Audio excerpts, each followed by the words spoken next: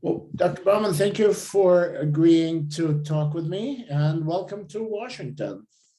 Thank you. I guess we should just get straight to the question. Are you thinking of, is it the plan to build an NCI-designated cancer center at GW? Definitely, that's the plan.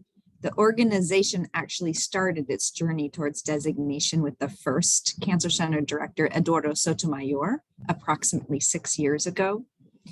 And the first components of building the pillars of a cancer center are really evident as I arrive, and it's really exciting to be building upon the legacy. He really established the architecture of a cancer center with regard to research programs, a clinical trials office, and associate directors of a wide variety of background and extraordinary talent. So I come into a team, and now the clear task before me is to build the clinical and translational half of the cancer center and weave it all together in a high impact, exceptionally diverse environment.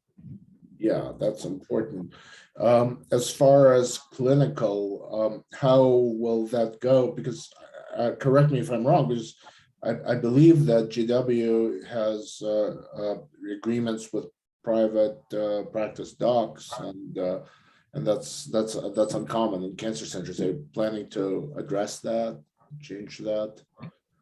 Well, so there are some really exciting changes afoot at GW in terms of the structure of its healthcare system, including relatively recently, I understand in the last year, that the physician practice really came back under the university as the sole shareholder. And so that ability to invest in and grow a premier academic medical center is really in the stars. And this has been the intention of the leadership group from the president to the current dean and senior vice president of health sciences, Dr. Barbara Bass. So you will be hiring docs, and you will be able to do that, and they will be on salary as opposed to not. For certain. I will be able to build out a division of hematology oncology, which is 80% of the investigational arm, at least of a cancer center in most settings. But in addition, radiation oncology and all of the surgical oncology subspecialties. And the money is right on that. Do you have a package for? Yes, the institution has truly invested in this, from our hospital partner to the university and the practice. They are all really aligned and have put together a very nice set of resources to build. That's wonderful to know that these are kind of the obvious problems, but what about the scientific vision on this? What do you see? What are the 3 programs, for example, or more than 3, and that you're building out? As an emerging cancer center, and having just come from a long-standing but small NCI-designated comprehensive cancer center, that is the University of Arizona Cancer Center, where I was deputy director, and just completed our site visit in February. I've been, a close part of a team that really thought through how to invigorate a cancer center in a novel environment where the populations are one of the most incredible assets. And so as I begin my assessment, there are currently 4 big tent programs that I am assessing, and will work together with my executive committee to assess and determine if they really make the most sense. But there are clear areas of signature strength already in this cancer center. So I would favor, but TBD, I would favor a programs that focus on basic science, so cancer biology, a program that focuses on population science, and one that focuses on clinical and translational oncology for an emerging cancer center. I think some of our signature strengths are easily absorbed by those programmatic declarations, including we have tremendous strength in cellular therapy, from bench to bedside. And that could easily be subsumed by a cancer biology program or by a clinical and translational oncology program. Similarly, we have incredible strength in population science, health equity, lay navigation, and implementation regarding how to address and optimize navigation for diverse populations, particularly those that are under-resourced and underrepresented. So to have that caliber of international leadership here in navigation and how to use it to overcome disparities in the context of severe asymmetry and social determinants of health is a tremendous asset that is perhaps more external facing than it is internal facing. But one of my great joys will be able to bring that expertise internally and weave it right into the development of a comprehensive multidisciplinary cancer service line that will bring those unique attributes to this very diverse population. Yeah, if we could talk about the diversity of the population, that's really quite important. What will be the way you would be addressing this? DC is, of course, extraordinarily diverse. It's extraordinarily diverse, and we have a very strong Associate Director of Community Outreach and Engagement, in fact, whose leadership in the arenas of social determinants of health and dissemination and implementation science around navigation is world-class. So, it will be through the process of true engagement with the community. There are already multiple people here who have tremendous relationships and have built some of the fabric of trust that's critical to be a service-oriented cancer center that really is responsive to the needs of the community. So I am investing. There was an RFA for a population health assessment a couple of years ago. I am investing in that as a component of my package. I'm investing in a population needs assessment. So we're starting with, reviewing what is already known. We're reviewing the methodology of the cancer centers who have gone before us. And we're going to, over the next few months, design our population health assessment. We're going to do so iteratively and in companionship with our community advisory board, which has members that represent many of the populations with which we speak. In addition, one of our programs, Population Science, actually has within its title health equity. And that is really exciting and was one of the things that really drew me to this cancer center. It's an emerging cancer center with health equity already written on its shoulder in a declarative way as what's crucial, and coming to an organization where that is a clear stated component of the mission was one of the things that inspired me to come to this job. Mm-hmm. So already there are 3 populations which we see significantly clinically that are well represented in the DC catchment. And that includes the Black, American, and African immigrant population. That includes a large Hispanic population. And it also includes a large and vibrant LGBTQ population. Mm-hmm. Oh, this will be very interesting to address that systematically. And mm-hmm. DC is very interesting. Is there anything else that we could address in terms of your plan? Anything we haven't addressed? Because I have another question that has more to do with inclusiveness in the cancer centers. But let's first do more at DC. I think I worked through my response. All right, fabulous. And any follow up? I'm prepared to move to the next one. Yeah. Well, actually, there is one follow-up question. Clinical trials, that's not been a very big strength at GW. Is that something you will be doing more of? So I am a clinical and translational investigator, and that is where my peer-reviewed science and the arc of my own professional development and scientific contribution have been. So fundamentally, yes, we are definitely going to need to do that.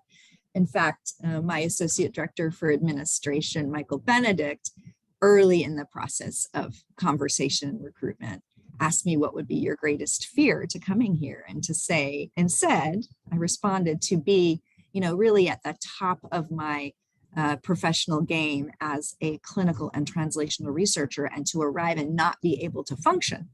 So we're really using what I need to really begin the steps of putting together a seasoned and experienced clinical trials office that can support investigators from IND to patient.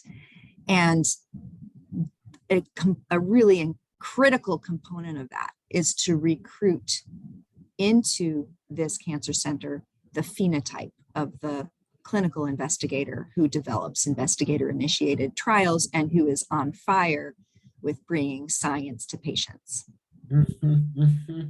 Well, it's also probably easier to do it where you're building from scratch as opposed to rebuilding something that. Right, I think it's true. To build into an ossified structure where there is a lot of this is the way we've always done it is much harder than building into a space that is already existing.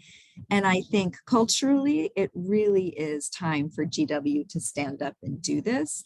And I think the kinds of inquiries I've been receiving already really tell me that the talent pool is starting to pay attention to coming to the George Washington Cancer Center to establish a really exciting, emerging, and ultimately designated NCI center.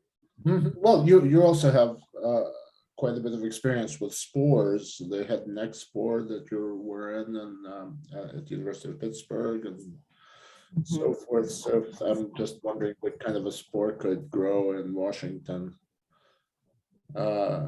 Is that even a... So there are some significant areas of strength. So spores are typically around, but not always around diseases. And so I think, one of the major purposes of a cancer center is to really be that focal point for bringing together people across disciplines in order to focus on a specific disease or a specific scientific problem. And so the process of my assessment will be to really identify what some of our key areas of strength are that are tied closely to the catchment priorities. And I already see some of those areas before me. So I do think that spores or program project grants, large team science awards are in our future.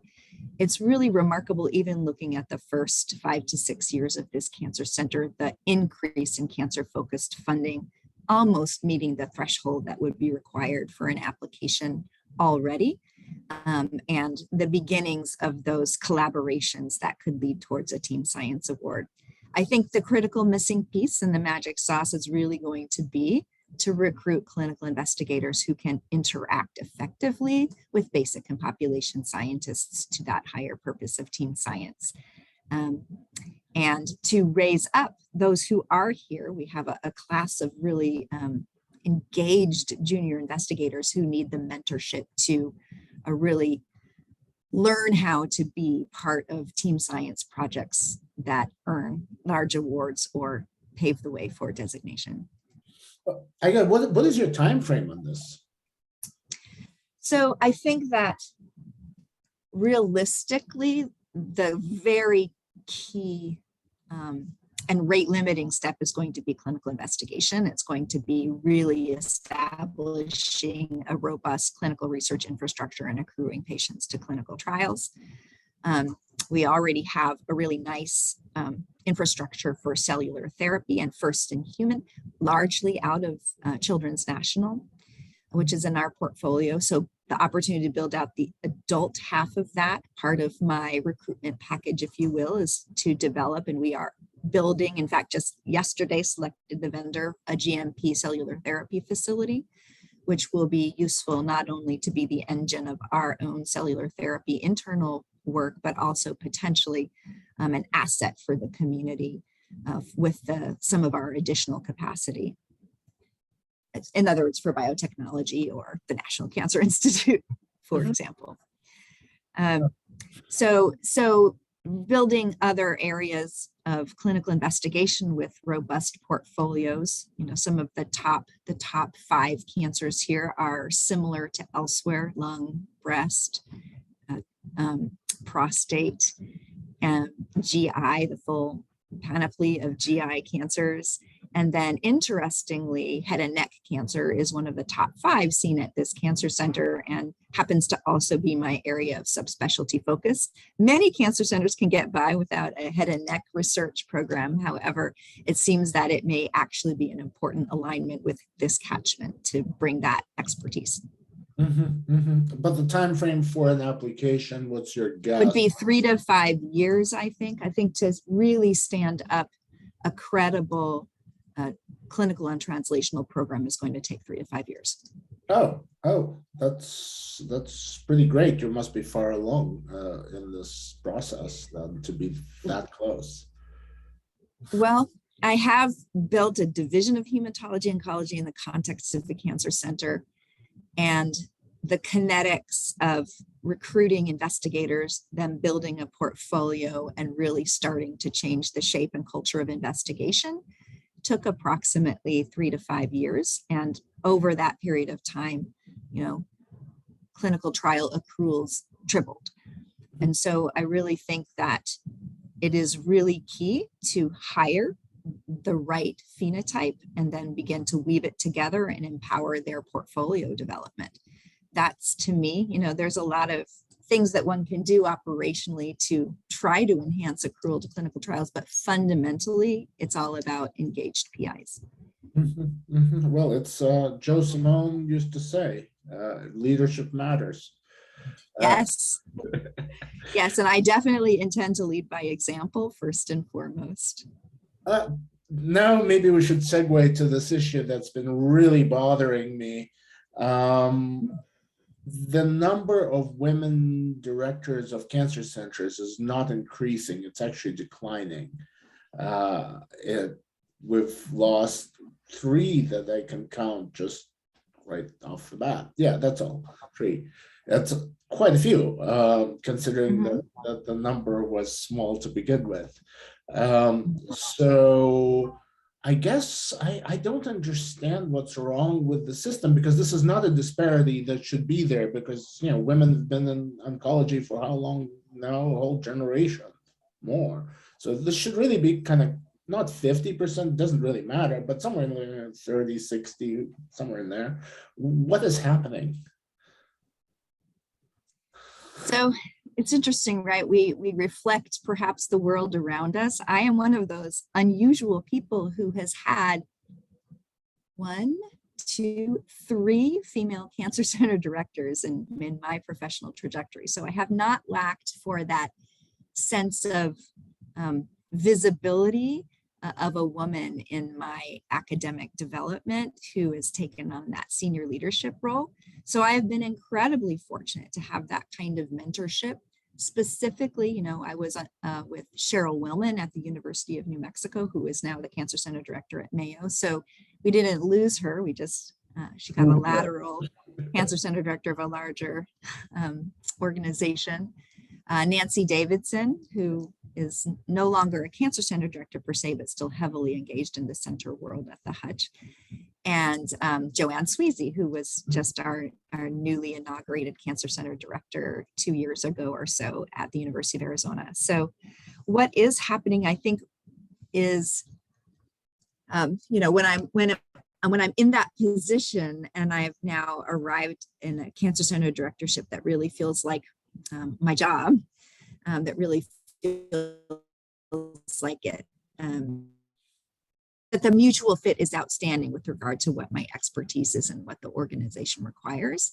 So I'm not sure I have a great answer for that question, because I'm in a fortunate trajectory where everything worked in order to enable me to see myself as a cancer center director and to have some dedicated and formal mentorship along the way that really opened me up to see this possibility. Mhm. Something is really wrong systemically is what I'm really trying to say. And if I'm opining, I'm sorry, but that's really something's wrong. Right. Well, and I think it goes to the scissors graphs that I remember Dr. Fody presenting at AACR 3 or 4 years ago, where, there are just as many, if not more, women entering academic oncology and cancer research in the front half of the careers at the assistant professor level.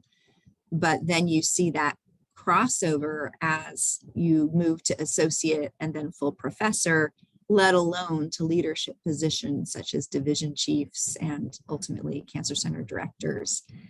And so what is wrong is perhaps the structure, the very structure that has, not enabled women to rise. I think a lot of it is about we create what we see.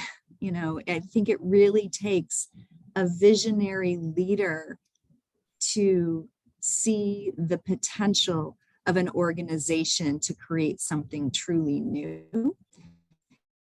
And I think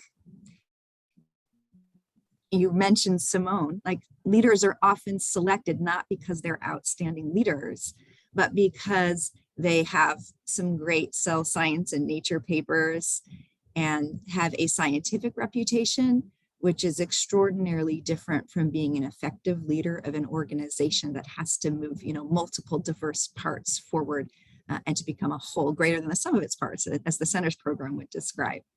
You've had actual training in the programs for women leadership, and I guess what you really said earlier is that in order to have more women in the leadership roles in the cancer centers, you have to have more women in the leadership roles in the cancer centers.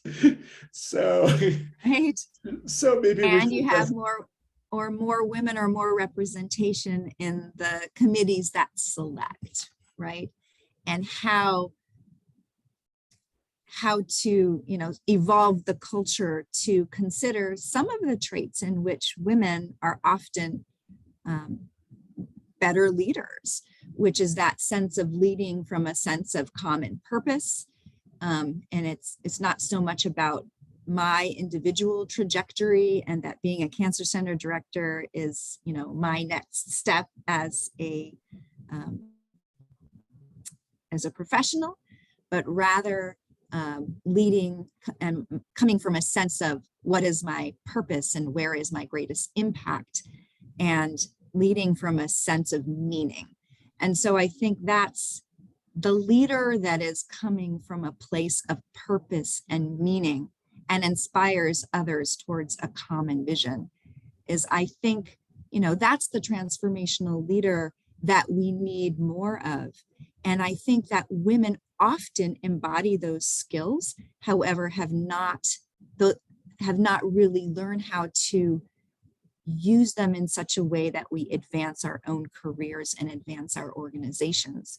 And it's organizations that see that they're not realizing their full potential by not tapping into this kind of strength that are going to, not be capable in the next generation of really, really building systems that are responsive to diverse populations and diverse population needs. Mm-hmm. No, that's very important, and it's what an opportunity for you to demonstrate how this should be done. Like I said, it feels like my job. I know that there are going to be some daunting challenges. I'm not a Pollyanna in that regard. However, the opportunity for impact and to build something that the nation's capital truly needs is so inspiring. Is there anything we forgot to mention? Anything? I really appreciate your questions. Wasn't necessarily prepared for the questions around women and leadership. And so that's really I think that's probably something I will hear a great deal of, and I'm going to spend some time reflecting on that. I do think, and my participation in ELAM, the Executive Leadership Program in Academic Medicine, the way was paved for me to be considering that by Nancy Davidson, who asked me about it in 2012 as I was coming to the University of Pittsburgh at the beginning of my associate professorship. And that program really is that systematic opportunity to study oneself as a leader and to really learn how to leverage key strengths and to own and identify with key strengths, and also to learn about blind spots and to begin to understand some of the systemic issues that are inhibiting advancement, not just of women's careers themselves, but of organizations that are really still so asymmetric with regard to the selection of male leaders. Oh, this is really important. Thank you for saying all of this.